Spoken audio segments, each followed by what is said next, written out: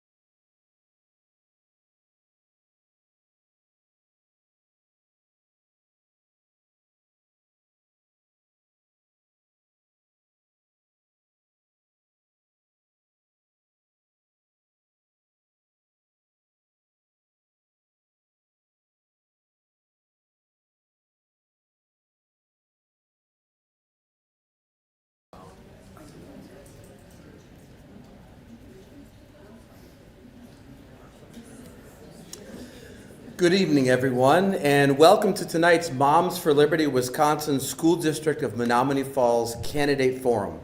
My name is Bill Brewer, Moms for Liberty Wisconsin Ambassador and Washington County Chapter Chair, and I'm also a 1988 graduate of Menomonee Falls High School.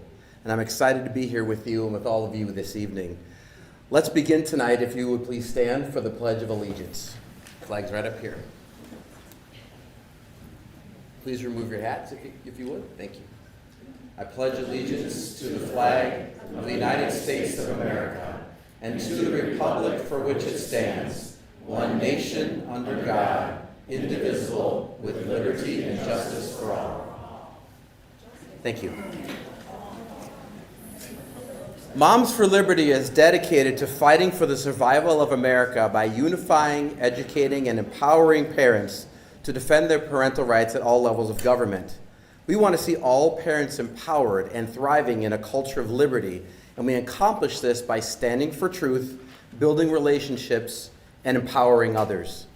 In that vein, the primary purpose of tonight's forum is to educate you and the rest of the voters and parents of the district about the platforms and plans of the candidates so you can make informed decisions on or before April 7th. Once elected, you will also then know what you can expect from these leaders so you can hold them accountable for their decisions and their votes. Please visit momsforliberty.org to learn more. And I also have some information for those who are here in the back, including some of my business cards if you'd like to learn more. Tonight's forum is being streamed and recorded by Falls Cable Access. Welcome to all of tonight's viewers and to those who are watching this meeting. Thank you for taking the time to inform yourselves whether you're watching at home or whether you're with us here tonight. And many thanks to Chris Forston from Falls Cable Access for partnering with us to make tonight's broadcast possible. Prior to tonight, we had a Google survey available to the public to submit questions for the candidates. Most of tonight's questions come from those submissions. However, for those who are here, if you would like to submit questions to the candidates tonight, you may go to the back table and complete a form.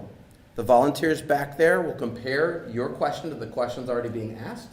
And if we see a good theme develop that's not being asked, we'll have time for probably one question from the audience tonight.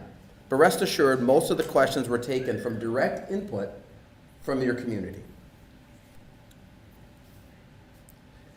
Whether you're here tonight or watching this replay on the Falls Cable Access YouTube channel, you certainly want to hear as much as possible from the candidates.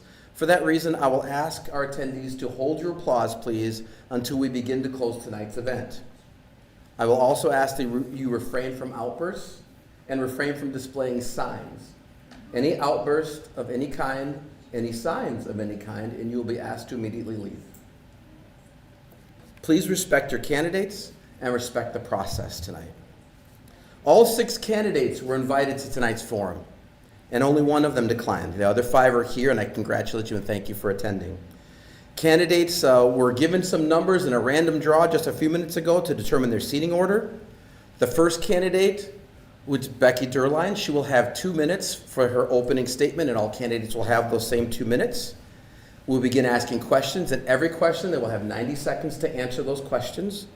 We have a timekeeper up front to give them 30-second and 15-second warnings so they know when their time is approaching. And then for a closing statement, you'll have 1 minute. Any questions from the candidates? All right, well, that's enough for me. Let's hear from the candidates. Becky, if you could please take your 2 minutes for your opening statement at this time. Thank you. Is this on already? Is it? Yeah, just turn it up there. Perfect. Hi, I'm Becky Durline. I have been a resident of Menomonee Falls since 2013. My husband and I moved here, and then in 2017, when we were deciding where we wanted to put down more permanent roots, we chose Menomonee Falls again. We chose this district for the strong schools and the positive community that we knew was here. We have a daughter who attends Shady Lane Elementary as well. We've had such a positive experience with sending our daughter to Shady Lane. And we are so grateful for the teachers who have been helping her there. My background, I have a bachelor's degree in in mathematics and education. I am a current high school math teacher in a neighboring district. I also have my master's degree in educational leadership. So I've been teaching for 13 years now, and my current teaching experience, along with my educational leadership degree, allow me to see both perspectives, from the admin side of things, from the teacher side of things, and from the parent side of things too. So I think that gives me a unique perspective to make decisions that are balanced and really put students and families first. I want to work to align all of our decisions to our district's mission and vision and values. And I want to ensure that all families, teachers, and students really do feel that we are a school district of choice. So I thank you for coming out here tonight and listening to all of us, and I really look forward to getting to hear more of your values and concerns as well. Thank you. Thank you, Becky. Appreciate that. Jefferson Davis, you have 2 minutes. Bill, thank you, and thank you, Elizabeth and Tracy and Monica for Moms for Liberty. What an amazing organization. They have really stepped up their leadership role, not only here in this area, but across America, empowering students and parents from a distribution standpoint, not from a government down, but from a parent-student up. So thank you for doing that. We go back 40 years. I remember when you were at the Air Force Academy, your dad and mom and I and all you kids, we went to church together. Your dad always had a big stogie cigar, and he reminded me of the actor Shaft on TV. So amazing guy. Your brother and I have officiated together for decades. Great family. Thank you for hosting this. Our spouses are here tonight. My wife, Joel's wife, and Nicole's husband. Thank you for being here. I know we've been putting up with a lot of nonsense, but it means a lot to have you here, and we're very thankful that you are here. I'm older than dirt. My twin is 67 years old. I'm not telling you how old I am. I've been here longer than a lot of you are old. And I have a small business. I serve family and business estates under the estate planning umbrella from 3 perspectives: taxes, assets, and legal issues. I want to make sure while you're living, when you die and pass on, you're free of government, you're free of long-term care and health care bankrupting your family, and you make sure that you have a transition from your generation to the next generation seamlessly, stay out of probate, stay out of guardianship. That's what I do every day, and I have no intention of retiring. I'm so thankful that all of you are here tonight, and I can't wait to get at some of these questions so that we can put the truth out there, so that we can put the facts out there, so we can put the data out there that is irrefutable, undeniable, indisputable, instead of some of the stuff that you're hearing and seeing. That will be corrected tonight. So thank you, Bill, for letting us be here. Thank you. Dr. Joel Wappert, you have 2 minutes. All right. Thank you, Moms for Liberty, for hosting and moderating this event. Thank you for the Public Library for actually hosting it here. Appreciate that. I'm Joel Wappert. I've been a Menomonee Falls resident for about 12, 13 years now. Had the honor of seeing my son, who's in the audience here, go through the Menomonee Falls schools, graduate in class of 2025.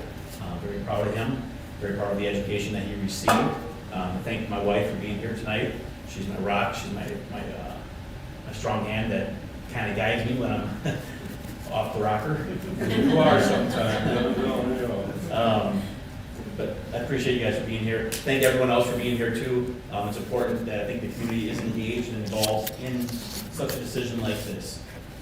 You guys pick your leaders in the community, and this is a great opportunity for you guys to do that and kind of learn about us.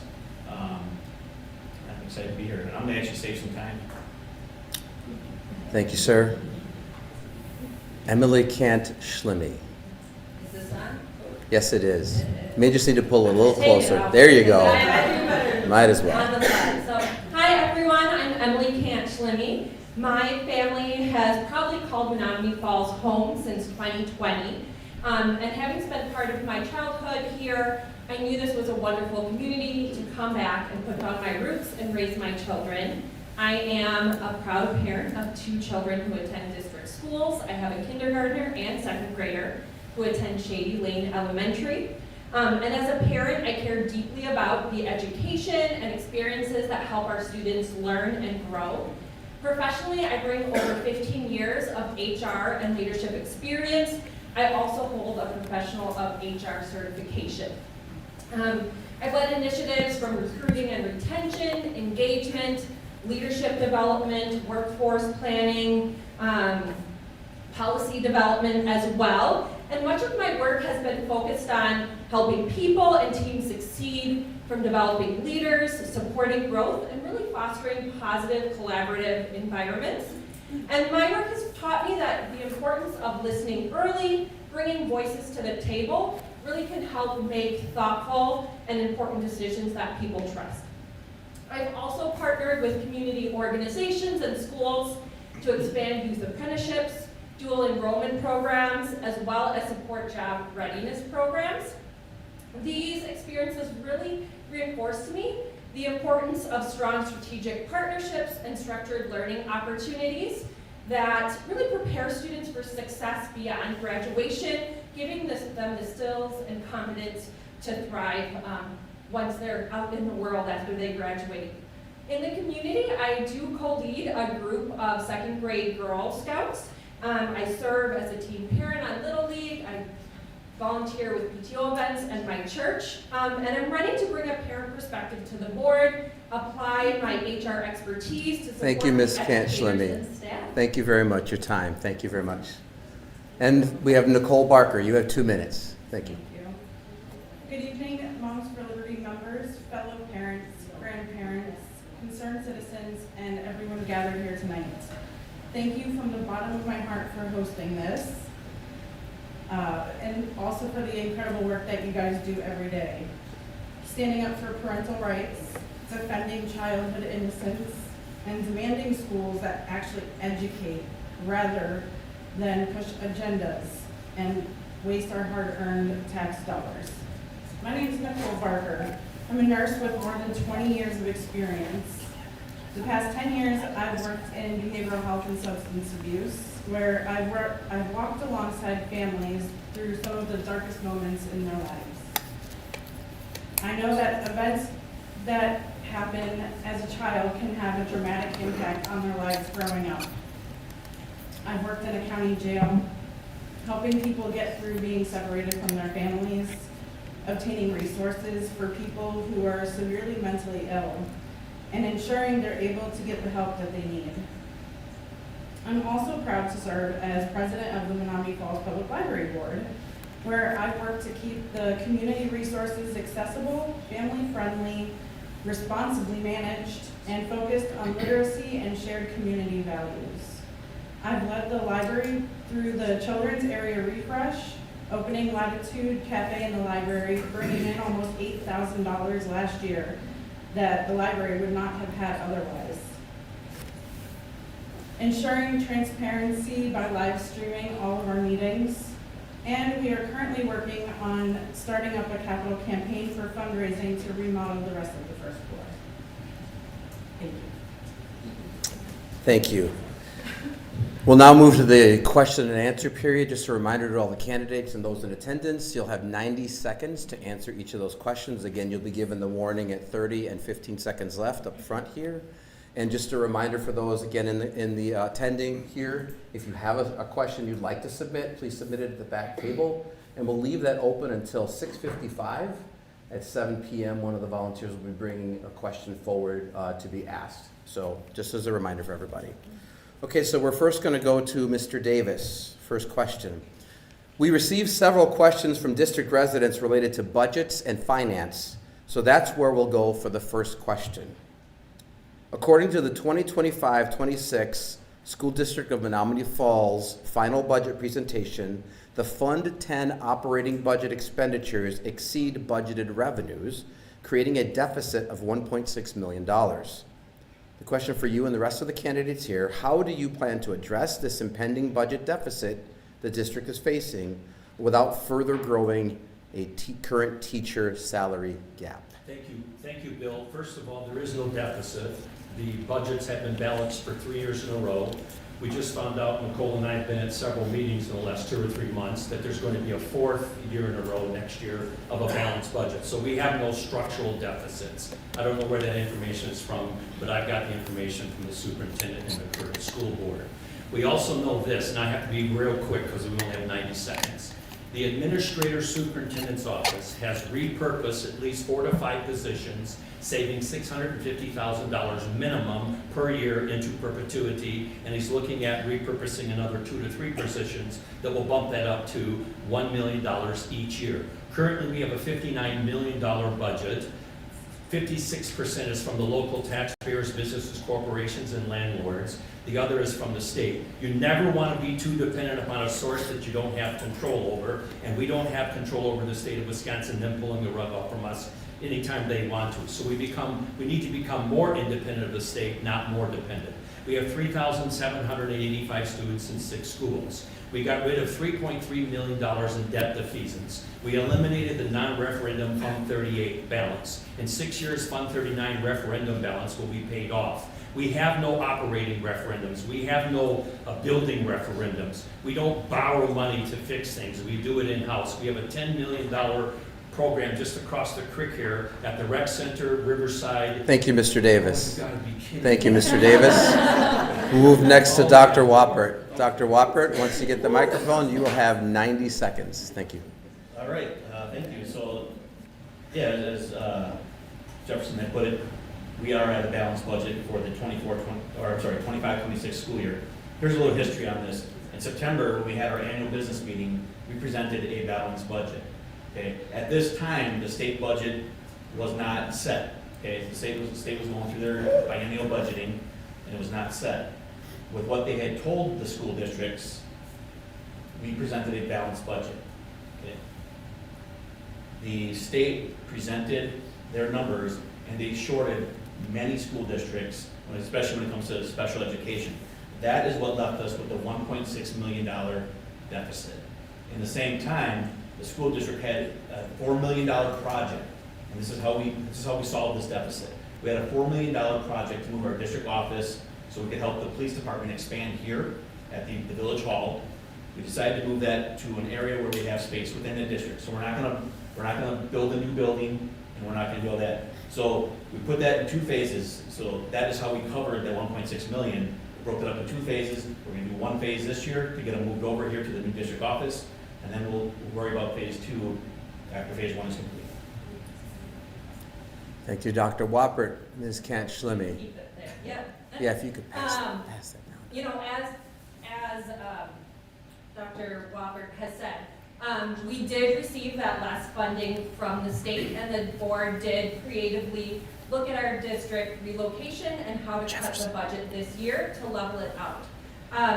One other big part of the question is, how do we look at our budgets while also not making the teacher's salary gap greater? There's a lot of issues that have been brought up with salary compression in order to remain competitive. One of my experiences in recruiting, I know sometimes you have to bump up that lower pay to get good teachers to the district, but then that's where we have compression. So I do think we have to look responsibly of when we have teachers retire. How can we reinvest those retirement savings into our teachers' budgets to address those compression issues, make sure that they have fair and predictable pay, so we do remain a district of choice for our teachers. I do also think it's important to really use our taxpayers' dollars wisely, and at the same time, we're taxpayers to the state, and I think the school board, and we saw a recent email from Superintendent Muniz, that we are doing more advocacy for the state, so we do get stronger funding back from the state as well. Thank you, Ms. Kant-Schlimme. Ms. Barker.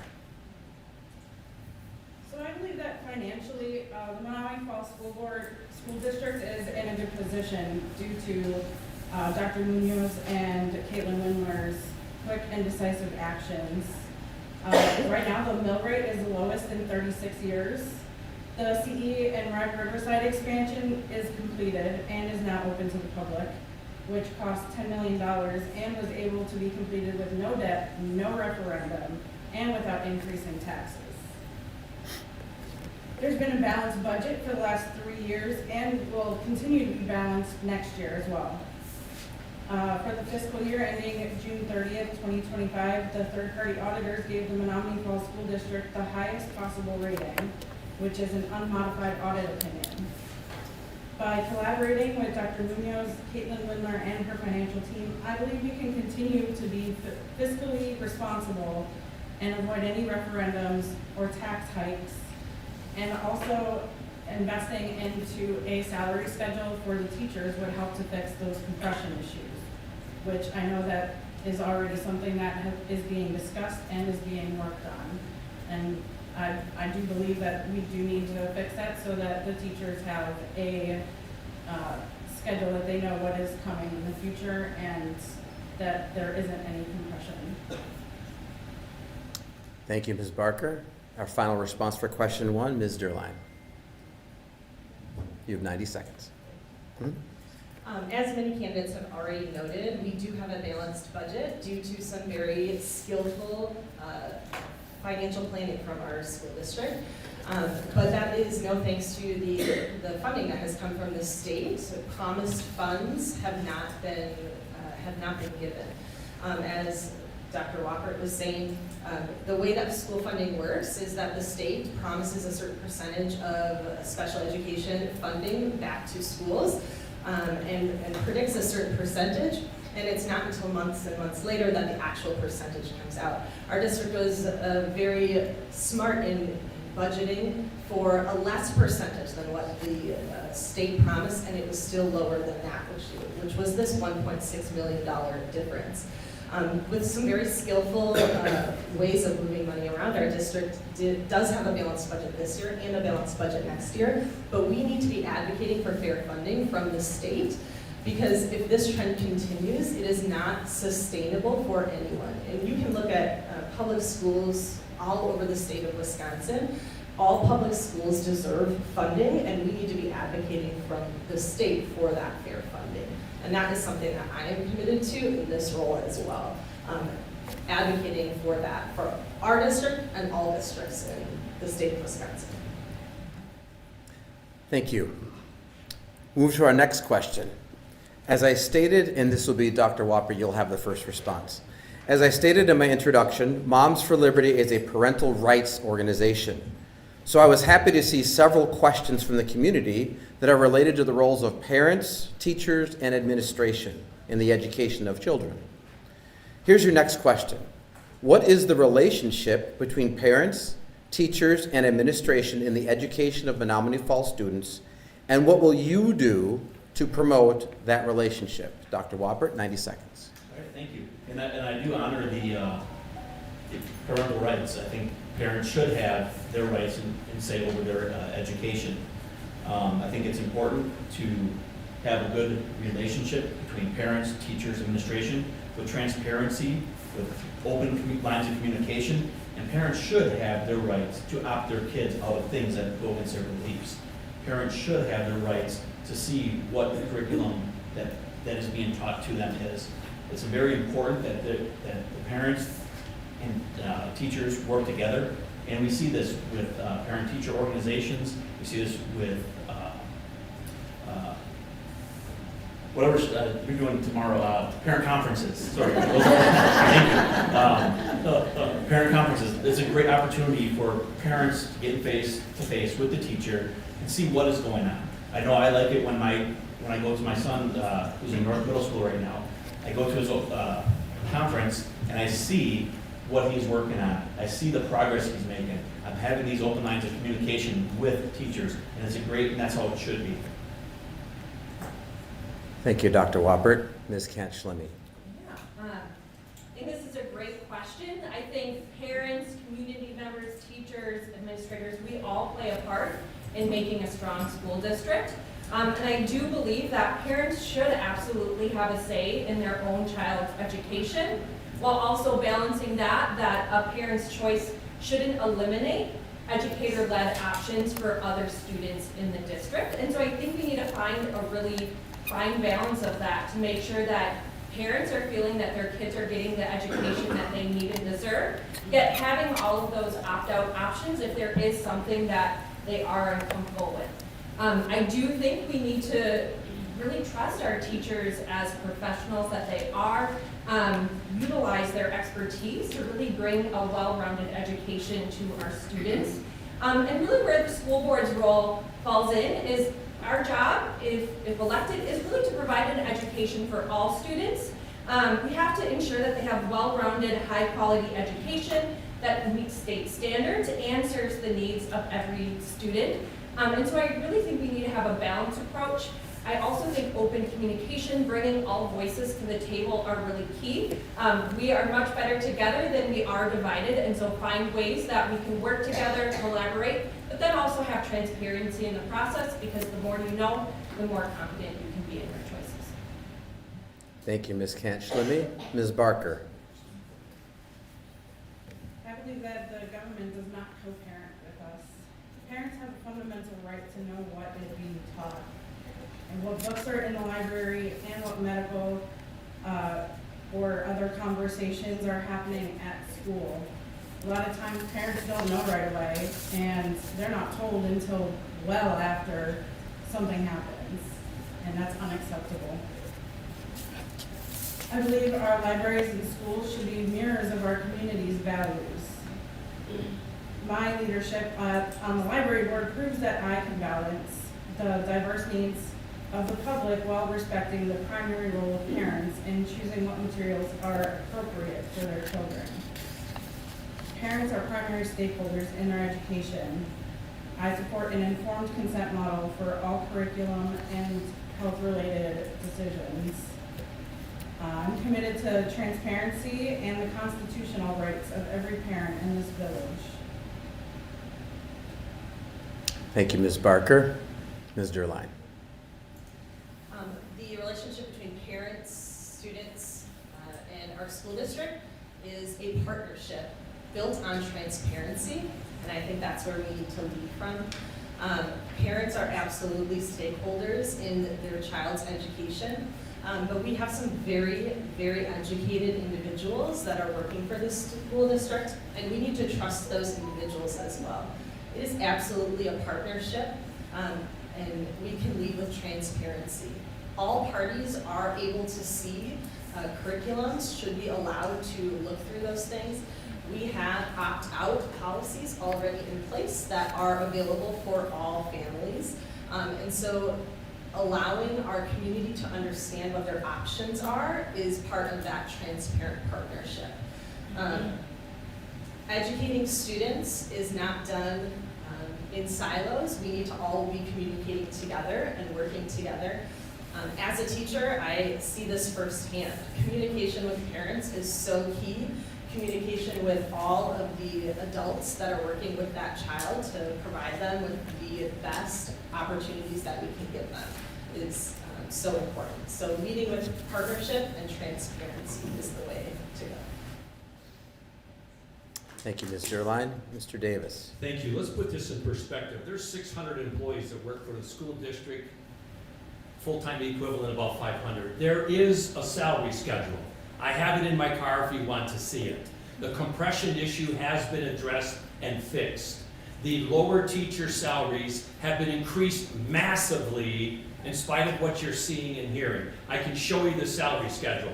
The difference is it wasn't accepted by the teaching staff. Now there's another one that almost mirrors exactly what was offered a year ago. So the compression issue is fixed. The lower teacher salary issue is fixed. The salary schedule is fixed. The 600 employees matter is fixed. The school board and the superintendent implemented a 3-year program where if you retire at age 55, we'll give you a $5,000 check to walk away over a 3-year period. Last year, 30 did it. This year, about 20 are going to do it. And next year, probably 60 or 80, which will save the taxpayers about $2.7 million.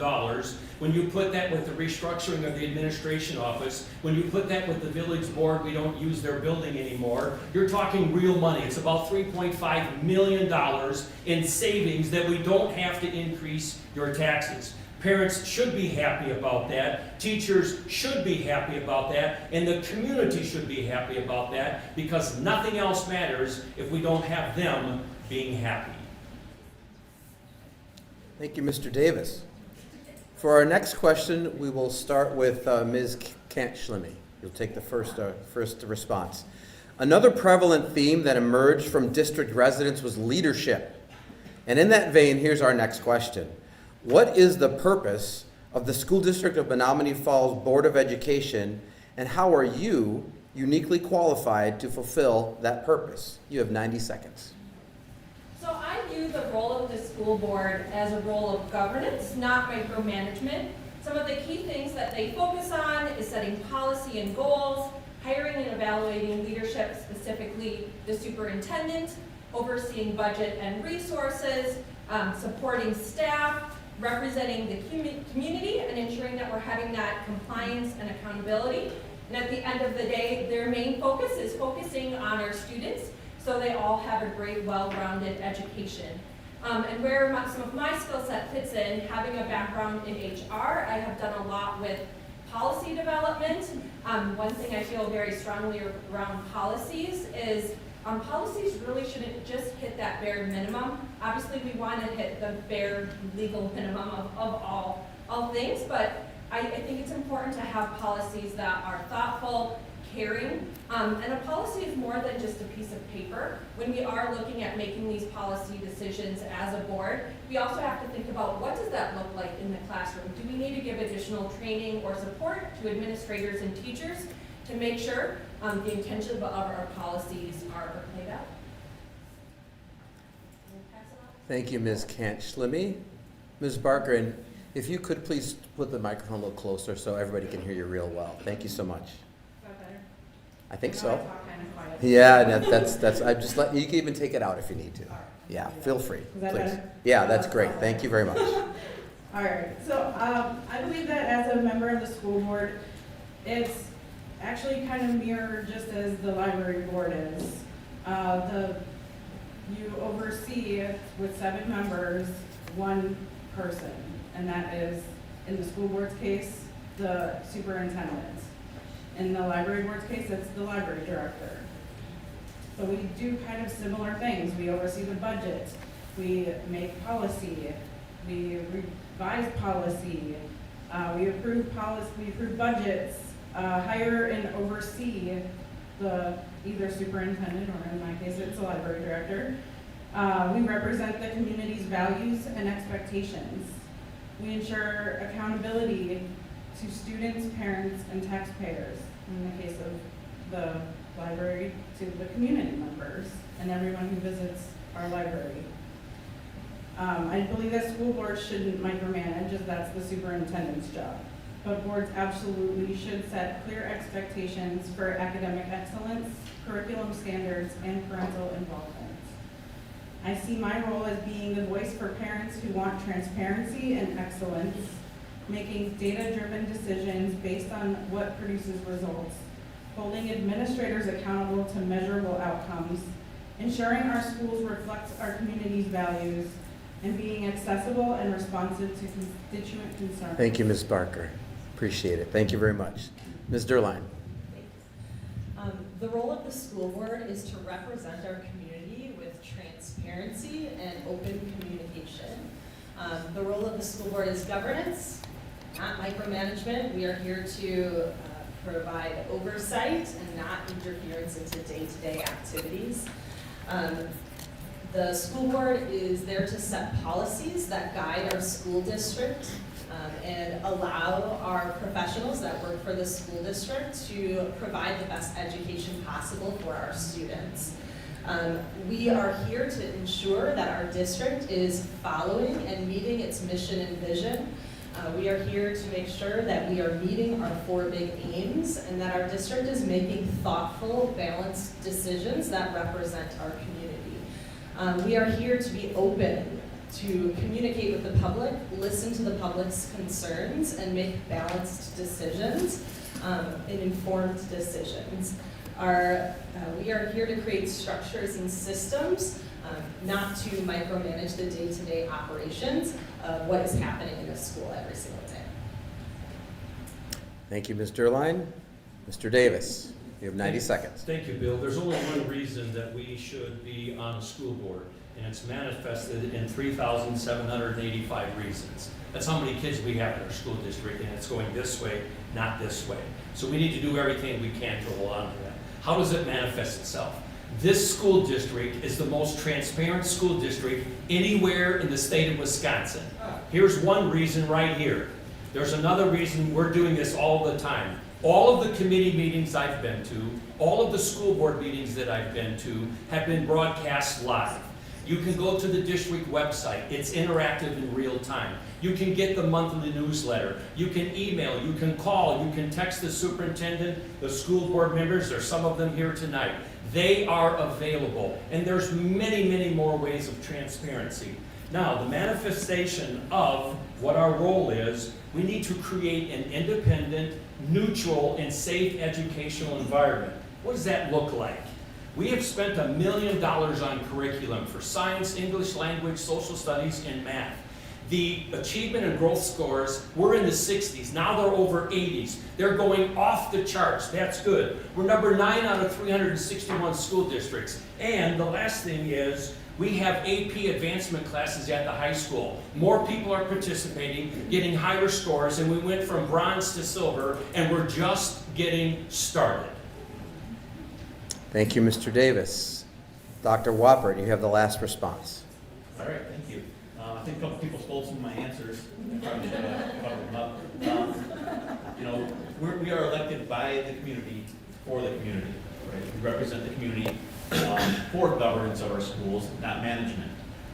There's a big difference there between governance and management.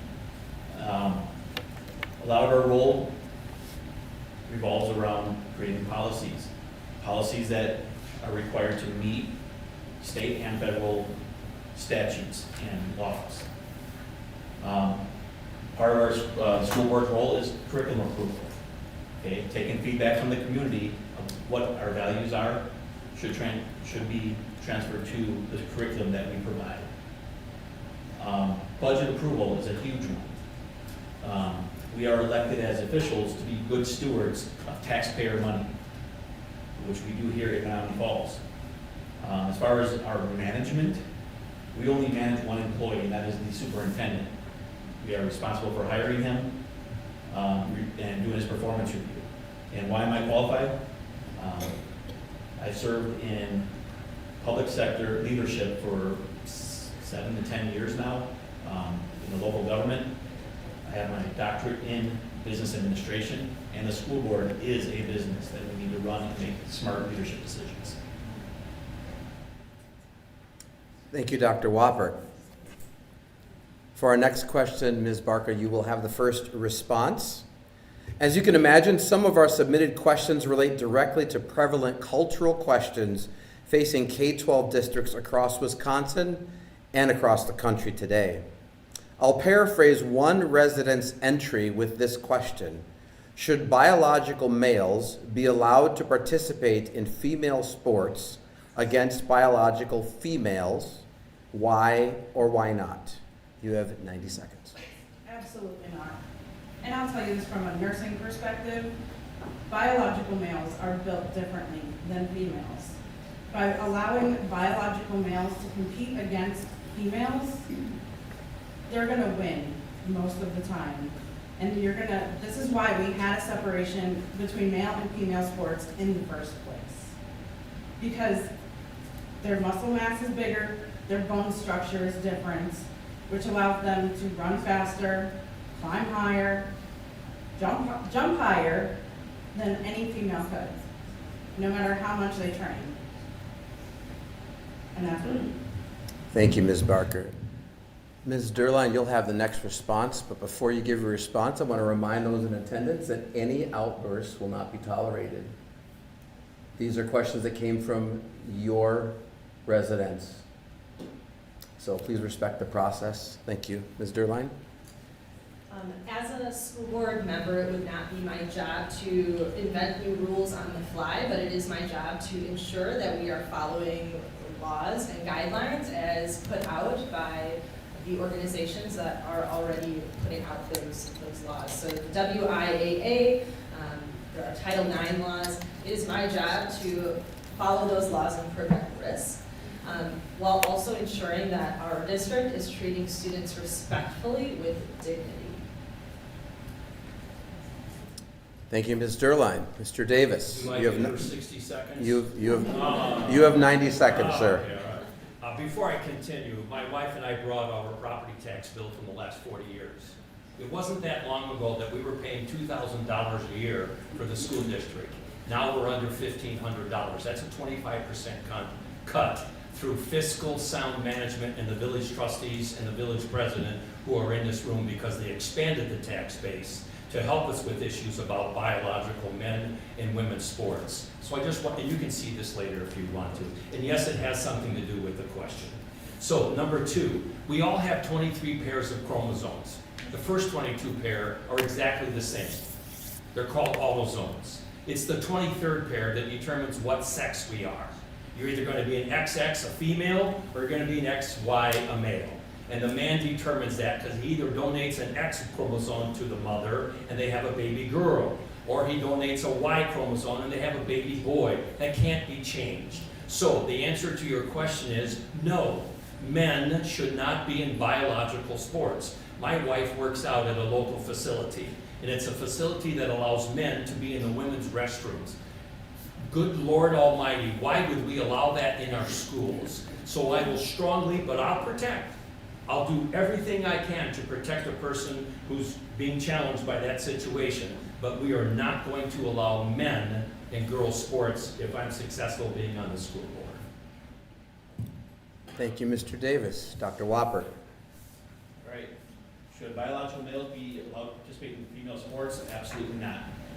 I believe we need to protect the integrity of women's sports for the obvious reasons that we've heard tonight. Physical makeup of a body, abilities of a male body. I am all for an environment where we can have kids participate, and there are tons of events and activities that all students can participate in. I play co-ed softball. There are activities out there, but I will stand up for the integrity of women's sports. Thank you, Dr. Whoppert. And Ms. Kant-Schlimme, you have the final response. So our role as board is really to follow state and federal laws. This includes our state athletic association rules. I do understand this is a very politically charged topic, and one role of the school board is also fiscal responsibility and reducing legal risk.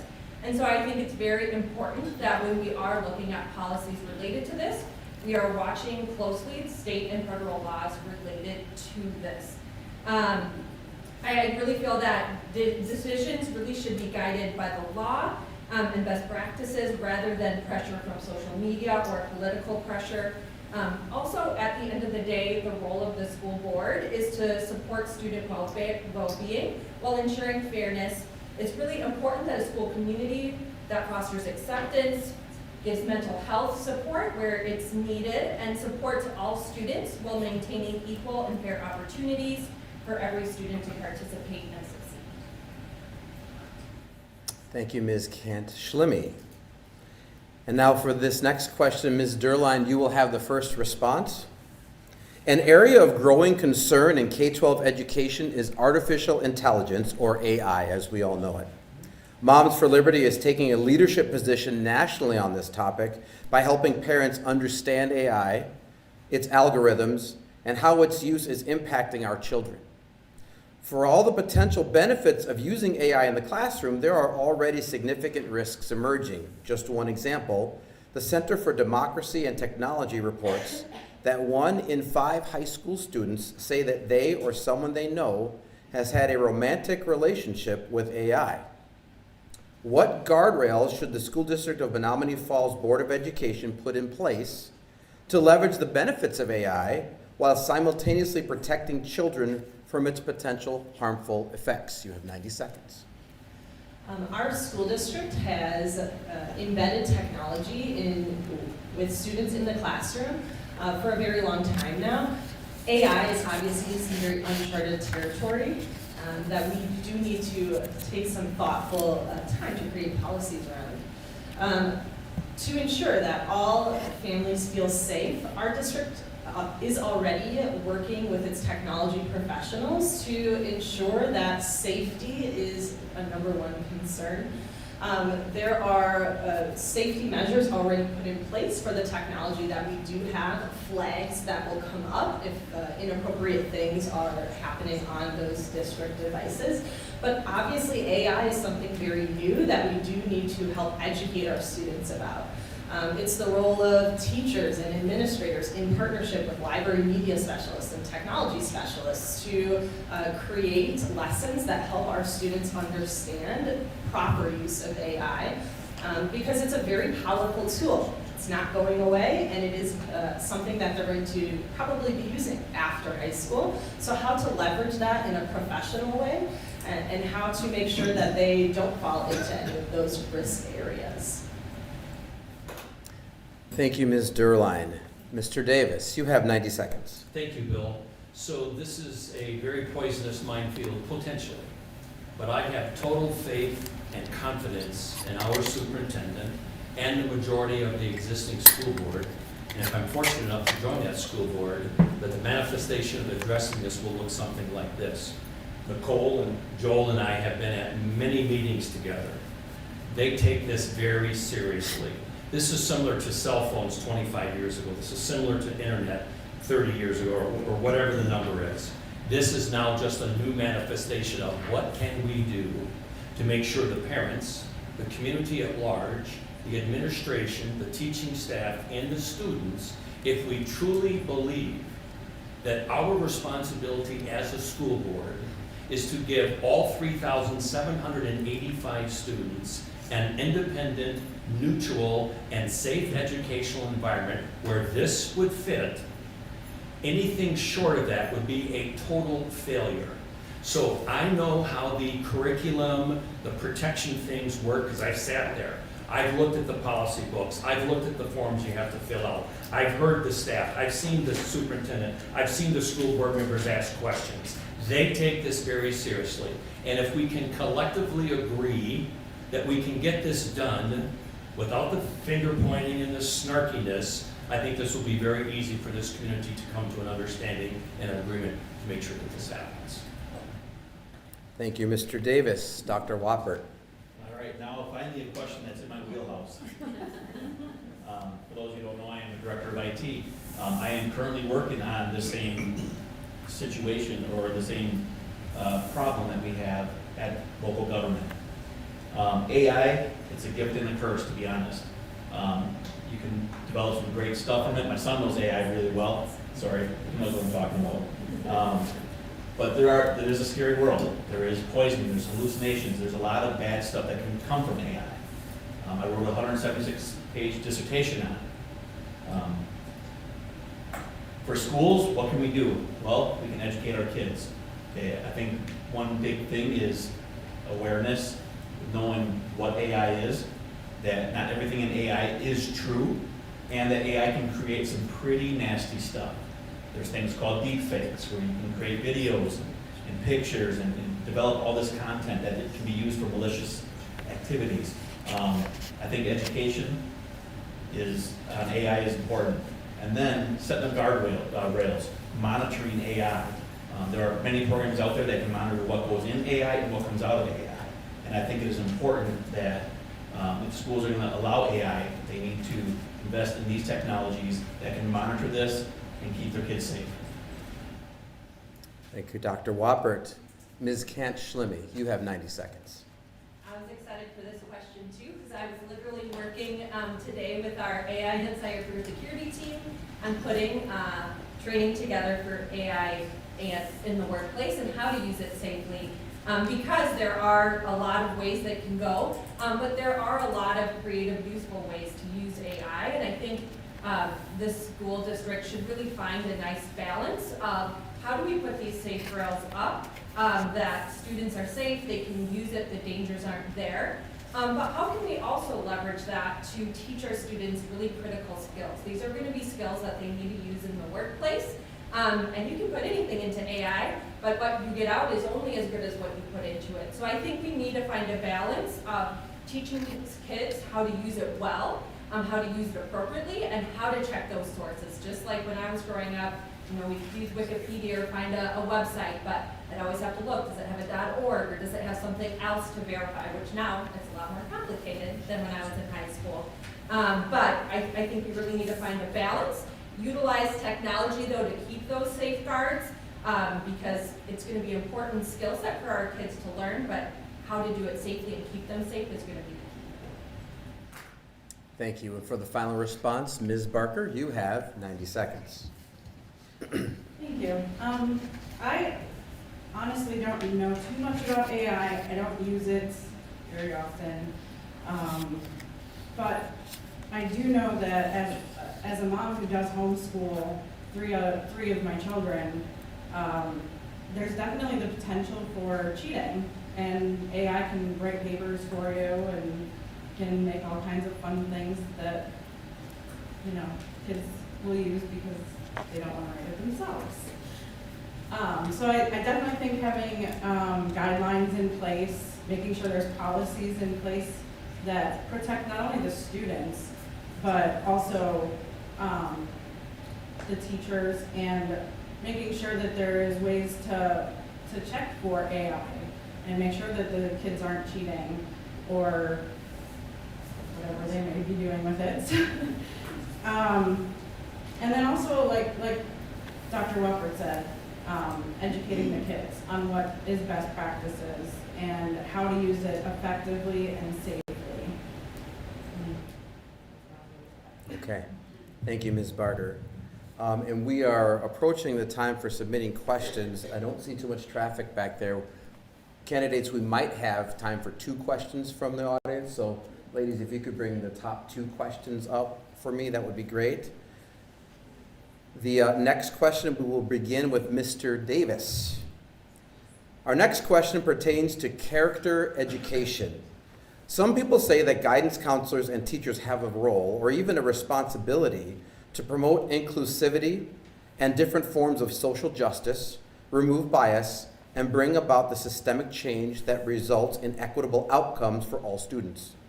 Others view the promotion of inclusivity and equity as indoctrination of students into specific values and worldviews regardless of the wishes and input of parents. What do you think? Is it the teachers' or counselors' responsibility to promote certain values in the school setting, or is value education best left to parents? You have 90 seconds. It's best left to parents. I think we can all agree, no matter what research, no matter what scientific study, I'm a faith-based person, so I believe in creation, that we were wonderfully created and designed. We all know that by the time a person, a little boy or girl, is a kindergarten, 90% of their brain development is completed. So it is important, and I've got it here, you can come and look at it, or you can Google it online right now if you want to. I believe it is important, not only do we recognize that, but the manifestation of that is this. I can almost name every single teacher from elementary, junior high, high school, and college when I went to the University of Wisconsin-La Crosse. Why is that? Because all of them had a profound impact on my life. I wanted to be a teacher. I graduated from the University of Wisconsin and went right into administration, where it gets messy, where it gets uncomfortable, when a staff member, whether it's a counselor, a teacher, administrator, principal, it doesn't make any difference, where they project onto a student what they think that student should think, feel, or do, or say. That is not their responsibility. Their responsibility is an independent, neutral, and safe educational environment. It is the parents' and the students' responsibility to develop character. Thank you, Mr. Davis. Dr. Woppert. You have 90 seconds. All right. This goes back to when we talked about transparency and parents having access to what their students are learning. In a public school, we cater to families of all different backgrounds. We have people coming from different countries that come live here, and their students come here. They have their values, their norms. We have Christian families, we have atheist families. We have all these different norms, and I think teachers should not be promoting any bias or any side of the story. It's okay to present different and present balance to topics, which can lead to healthy discussion, which I think is very important. But it comes back to the point that if a parent does not feel comfortable having their student participate in that discussion or learning about something, they should have that right to exclude them from that. And once again, it should be balanced. Everything should be presented in a balanced manner. We're not going to promote one side over the other. It should be presented, not promoted. Thank you, Dr. Wappert. Ms. Kant-Schlimme, you have 90 seconds. We have a wonderful community here in the Falls that, we have a diverse community, a lot of different family makeups, and as a school board, we are, if elected, we are in charge of ensuring that we have that well-rounded education for our students. I do think our curriculum should be focused on accurate, standard-aligned teaching, whether that be in history, social studies, English, but give students factual understanding of our nation and the world. I do think it's important, though, for students to be on math, reading, and English, to be developing critical skills that they need for careers. One thing that I know that we look for leaders and things like that is we look for people who are self-aware, who can have those critical thinking skills. I think that really helps prepare our students in the future, and there's great ways to do this by presenting the factual information, but encouraging kids to have those critical thinking skills. So I do think it's really a balance there. I do think at the same time there needs to be transparency in the curriculum. And if something that's being presented is something that a family is uncomfortable for, they have those opt-out options available to them to pursue. Thank you, Ms. Kant-Schlimme. Ms. Barker. So, working in behavioral health, I believe it should be left up to parents, but also for kids who really struggle, they really do need that professional counselor to come in and give them some guidance, because our kids do struggle sometimes with mental health, and they don't know how to let it out the right way. But that's also where parents come in, because parents teach their children respect and how to be kind, how to love each other. And that's just, I think, something that comes in the home. I don't think teachers can give that to a student. But like I said, there is a balance, and there are times when a professional will need to step in, but we need to understand where that balance is. And as a school board member, we would be responsible for those policies and making sure that that line isn't crossed. Thank you, Ms. Barker. And for the final response, Ms. Durline, if you could hand her the microphone. You now have 90 seconds. The curriculum that we present to our students in the school district should not be focused on promoting an ideology, but should rather be focused on encouraging acceptance, open dialogue, critical thinking, respectful discussion, all real-life skills that our students will need when they exit high school and enter the real world. In the real world, they will need skills of social and emotional learning as well. There are state standards on social and emotional learning, and our students need to learn all of those things as well. So it's not about promoting an ideology, rather supporting students with understanding both sides of the story, making informed decisions and critical thinking, because those are the skills that are going to allow them to be successful in their later lives. Our community is very diverse, And all families have the opportunity to opt out if they feel uncomfortable with any part of our curriculum. So being transparent about what that curriculum is so that parents know what is happening and can make an informed decision is an important role of the administration and the school board. Thank you, Ms. Derline. We will go now to a question that came from one of the attendees tonight. And for this one, we'll begin with Dr. Wappert. You'll have 90 seconds to initiate your response here. In your opinion, when would it be in the interest of our students to reevaluate curricula in our classrooms and reevaluate books in the school's libraries? Can you repeat that one more time? Absolutely. In your opinion, when would it be in the interest of our students to reevaluate curricula in our classrooms and reevaluate books from our schools' libraries? All right. Thank you for the question. I think it's important that we embrace a environment of continuous improvement. Standards change. New historical events happen all the time. I think this should be a constant review process. Now, that doesn't mean we can go out and frivolously spend money on new curriculum every year, but we were in a situation in Menomonee Falls where we had curriculum that's been here for 12 years, I think I heard. And it's like, wow, that's kind of dated. Their standards have changed. So it's important to review that stuff to make sure that we are doing a service to our students, to make sure that they are learning what is new and what is meeting or what is keeping up with the current standards from the Department of Instruction. It's the same with library books. And it goes without saying that some stuff gets dated. And there's a process that library books are removed from the library because they're old. They're falling apart. You know, we want to make sure that we have the materials that is up to date, current for our students, and that should be part of our continuous improvement process. Thank you, Dr. Wappert. Ms. Kent-Schlimme, you have 90 seconds.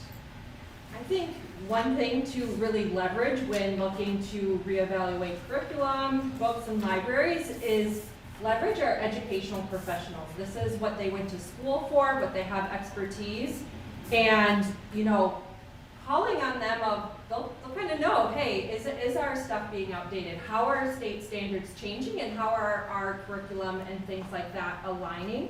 I do think we need to evaluate and make sure that, you know, our history books cover all the way to the year that we're in, and we're teaching those curriculum currently right now. Unfortunately, in our U.S. history classes, the 21st century curriculum was eliminated, and so there are extra hurdles that our teachers have to do to teach those lessons to state standards. And so I think we do have to ensure that not only are we having up-to-date curriculum, but we're also providing approved curriculum to our teachers that they can teach to the state standards that we have. And I do think a transparent process needs to be with that. I think transparency and open communication is key, so parents, community members, and everyone in the district can feel confident in the process. Ms. Barker, you now have 90 seconds. So I think that there should be a cycle that we review curriculum every so often. Like 5 years, I know that's like kind of what we do for like computers and stuff, because every 5 years it kind of goes out of date. But so, you know, just make it on a cycle where we would review all the curriculum, see if it's still up to date, where the standards are. But I also think that if there is something that was removed, that, you know, maybe parents could have a way to ask for it to be back. I don't know if there is that in place right now, but I would support that. But it would be up to the full board. I know that they just changed their policy with the Neola policies to allow, if there is a challenge, for it to be a full board decision now instead of being removed at the committee level. I also think that only one unit was removed from high school. And there is still stuff that they teach. I know my child tells me that they still teach it. And the reason that it was removed was because it was extremely biased and it was one-sided. You have to have a balanced curriculum. Thank you, Ms. Barker. Thank you. Ms. Durline. It is absolutely best practice in education to be continuously monitoring and reevaluating curriculum on a cycle. It is something that school districts are already doing and in process of doing. We are asking ourselves questions of, are we meeting the state standards, which do sometimes change, and so it is important that we are evaluating those. It is important to look at our data and make data-driven decisions. Is this new curriculum moving our students forward in the way that we are expecting? And are we giving our students a fair shot? Are we looking at curriculums around our surrounding communities? And are we teaching to the highest standard and giving our students all of the information? Because the surrounding districts may be teaching about 21st century history, and if we're not giving our students a fair shot in that realm. So things of that nature, the continuously improving and evaluating is best practice in education all the time. And I do believe that that is something that we need to continue to do and ensure that our curriculum is being provided to give our students the best shot moving forward after high school.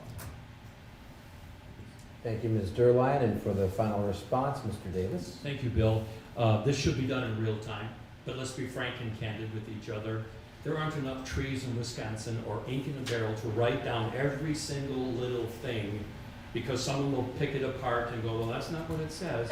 And then we have a lawsuit and we argue and we go on TV and Facebook and post nonsensical things. I don't think that's what this community wants, the majority. Now, when Nicole and Becky and Emily, do I have that right? Becky and Emily and I and Steve Taylor toured the schools with Mr. Munoz, we went through all 6 libraries. There's thousands and thousands, probably tens of thousands of books, and hundreds, if not thousands of them, are repurposed every single year. Now, we have to make sure that we follow Policy 361 and 365, which addresses your question, the library and the curriculum in the classroom. They have to be vertically aligned and consistent with state statutes, with settled case law, with the community standard in a constitutional representative republic, with the school board, and make that happen. We've spent $1 million on social studies, science, English language arts, math. We have achievement and growth scores that are going the right direction. Our AP classes at the high school are going in the right direction. 9 out of 361 schools. And the last thing is, I had a mom on Good Hope who told me that her little boys were being approached by citizens of this community by giving them these books that they shouldn't have been given. Thank you, Mr. Davis. Thank you. I will refrain from saying anything, please. No outbursts. Thank you. All right. You have one more question listed on your sheets there. We're going to go ahead and go to that question. And so we will begin with Ms. Kant-Schlimme. The Wisconsin Department of Public Instruction began publishing student performance data in 2008. No data was published in school year 2014 and 15 as the assessment switched from reading to English language arts. 3 times since then, Wisconsin DPI has changed the cut scores that define performance categories, and each time Wisconsin student performance scores went up, while according to the nation's report card, Wisconsin student performance scores trended down. With this in mind, do you think proficiency should be defined against a consistent standard, or should the understanding of what constitutes proficiency be adjusted over time? You have 90 seconds. I do think it likely does have to adjust over time because our world changes over time. I think it's important that we have standards that we work toward. I do have our DPI scores up in back compared to some others in our district, and we have made a lot of good growth over the past years. I will say some of our neighboring districts has as well. Some of them have made back their gains from pre-COVID. We have not quite done that yet. But I do really believe in all the teachers and educators that we have here. I think it is important that we stick to these standards, but I do also think it's important that we are focused on developing students to be well-rounded. Past that, it's important to, I think back to my teachers of, they weren't only teaching out of the book. Some of the biggest lessons I had were some of the things in addition to that of critical thinking, looking at things in a different mindset. So with that, just want to reinforce that, yes, I do think the standards likely have to adjust over time as a whole. Thank you, Ms. Kent-Schlimme. Ms. Barker, you have 90 seconds. I actually think that if we're going to be compared with all the rest of the nation, then we should have a consistent standard through the whole nation, and every state should be meeting those proficiency standards. That's what the definition should be if that is what we are being graded on. I think that adjusting isn't necessarily a positive thing because it's adjusting so that it makes us look good on Wisconsin data but look bad on US data. So I think that academics should be rigorous and that they prepare students for life, not just for tests. But to do that, we have to look honestly at the data. And we do have a gap in our math. So our report card shows a 78.4, which is great, but our math growth score is only 75.5, which lags behind our achievement score of 81.1. So I think we need to fix that and have more rigorous curriculum. Thank you, Ms. Barker. Ms. Derline, you have 90 seconds. The proficiency standards are set out by the state of Wisconsin, and they are not the same in every state across the entire nation. Proficiency standards have changed over the last 10 years, and they're changing in other states as well, because our world is changing, and education looks different in different parts of our nation. So as a board member, it would not be my place to create these standards of proficiency. Rather, it would be my place to ensure that we are holding our students to the standards of proficiency already set out by the state of Wisconsin. It's important that we are meeting those standards and providing curriculum that allows our students to achieve. So it is not for me to decide what those standards are, but rather to ensure that our district is providing a curriculum that does meet those already provided standards. Those standards have been adjusted, and so it is important for us to look throughout the state of Wisconsin and how our students compare, throughout the country and how our students compare, but overall it is our job to provide rigorous curriculum that allows our students to meet their full potential. Thank you, Ms. Derline. Mr. Davis. Thank you, Bill. So to put this in proper context, of course it should be a consistent standard. And the context would be this: what are we doing from an achievement and growth standpoint? Achievement being in real time. What are the 3,785 students in those 6 schools with their support staff and teaching staff doing in real time for that purpose and that time? Then from a growth standpoint, how can we look back the previous year and see if there's been growth? All of the data, all of the facts, all of the truth show that our staff, teaching staff, administration, school board, money, you name it, is going up and to the right. Now there aren't enough letters in the alphabet when things try to creep in to standards. And let's just name the names: DEI, CRT, SEL, CASEL, funded by billionaires that repurpose and they wash, rinse, and repeat. Well, when that doesn't work out, then it gets ugly and it gets messy. We don't want ugly and messy. Here's an idea. How about if we do reading, writing, and arithmetic? It's been around longer than I'm old. And that seems to have worked out for decades with the changing, massaging a little bit to adapt to current standards. I think if we do that and approach it that way, we'll be just fine. Thank you, Mr. Davis. And for the final response on this question, Dr. Whopper. All right, thank you. One thing that the school district really focused on this year was academic growth. That is a constant that is repeatable year after year. Our students growing, okay? Standards can change, the way they do their assessments or performance evaluations can change, but growth is a constant indicator of student success. And this is published on the website. It's also published at DPI's website. Menomonee Falls High School, for academic growth this year, this past year, was 9th out of 361 schools. We are achieving and giving our students the best that we can give them. That is good, and that is evident by this statistic. 9th out of 361. And what is important to note is that regardless of what happens with the standards, we need to make sure we're preparing our students for the future. Whether they go to college, a trade, enter the workforce, into the military, we need to prepare them for adulthood. Thank you, Dr. Whopper. For the last question, it came from a district resident. It's not on your paper, and this is going to be 15 seconds, so just let me know when 15 seconds is up. Might be the most passionate question of the night.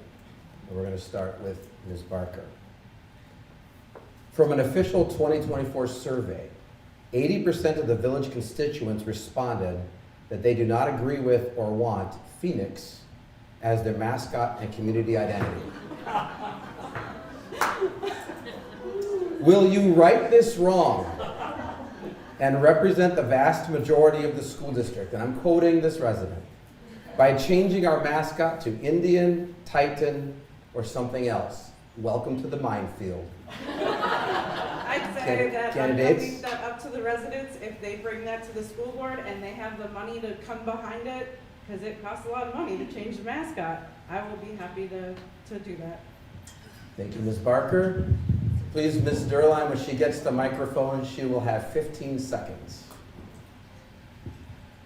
Obviously, that was a hot topic several years ago, and it, as Nicole said, it does take a lot of money to change that icon in all of our district items. So I think it is a very involved process that we might not understand how involved that is, but it definitely comes down to our community's thoughts. Thank you, Ms. Durline. Mr. Davis. Absolutely. And the way you handle this, of course, is you bring the community together, whatever that looks like, whether it's staff, whether it's taxpayers, whether it's moms and dads, whatever. I go to the high school a lot. The Indian logo is still at the high school, and it's represented proudly. We should not run away from the name, the Menomonee Falls. Thank you, Mr. Davis. Mr. Whopper. All right, I believe how our name change was handled was wrong. That should have went to an advisory referendum where the community makes that decision. If we would go that route and the community says, hey, yeah, we want a name change, I would have no problem supporting that. Thank you, Dr. Whopper. Last word on this question, Ms. Cantley. As others have said, it does cost a lot of money to change it. If people do not like Phoenix, hopefully they have some money in their pockets to give to replacing uniforms and everything. I would just ask that whatever we replace it with is respectful of all communities. Thank you, Ms. Cantley. All right. So we will now close with your closing statements. As a reminder, each candidate will have 60 seconds for your closing statement, and we will begin with Ms. Durline.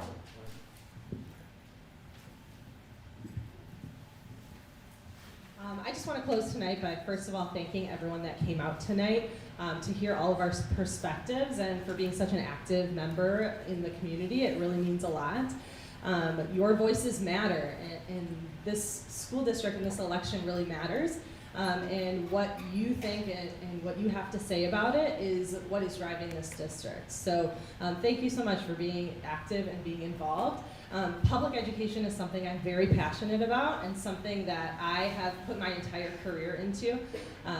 I think that through all of my different experiences and a balanced perspective, I can make decisions that are thoughtful, balanced, and really take in all perspectives from our entire community when creating policies and looking at budget and making decisions that are best for our students. Thank you, Ms. Durline. Mr. Davis, 60 seconds. Thank you. Menomonee Falls is faced right now with a very different choice.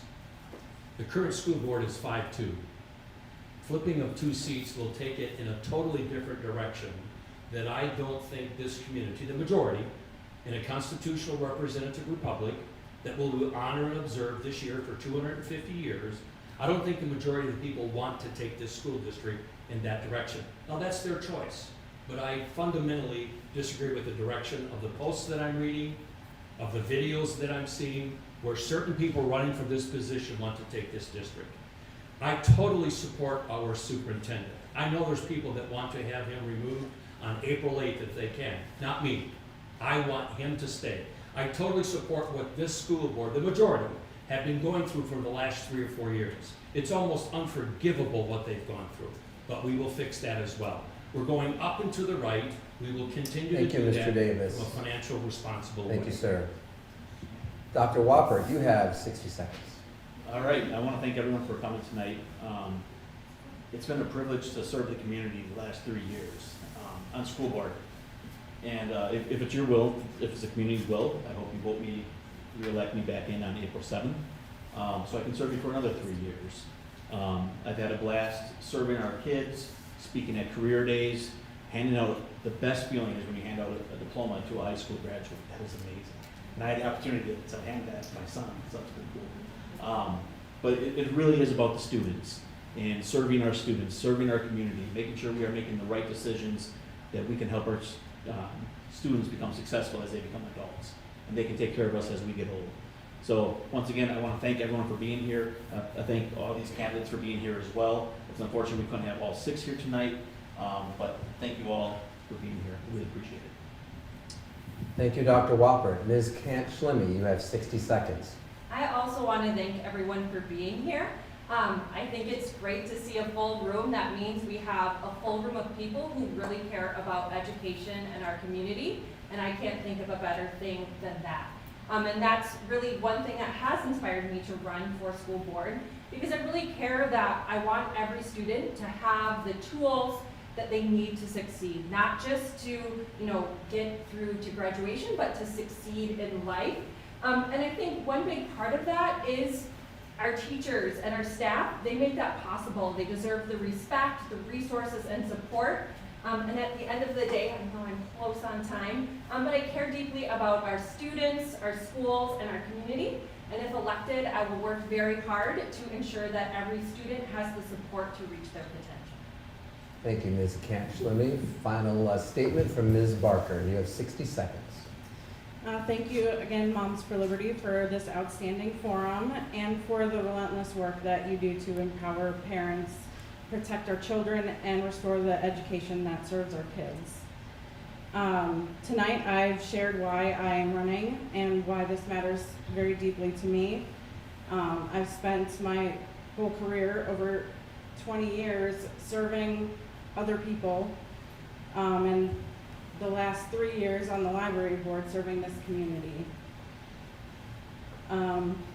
I've dedicated my life to building stronger values within my own family and within the community. I think that we need fiscal responsibility where every dollar is wisely spent on classrooms, teachers, and improving student support, not on bureaucracy or agendas. I would audit for waste, maximize state aid, and fight for better special ed. Thank you, Ms. Barker. Appreciate it. Candidates, thank you very much for participating tonight. Would you guys please give them a hand?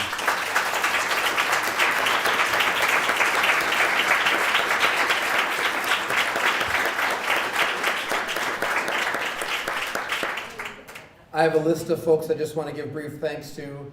I want to thank Falls Cable Access for streaming and recording tonight's event. I want to thank the library, the staff, Jackie, the library director, Thank you to Latitudes Cafe for providing the refreshments. Thank you to our volunteers, keeping time and taking care of the table back there and bringing in questions and making sure that everything just ran smoothly tonight. And I would like to, please, if you could give all those folks a hand, I would appreciate that too.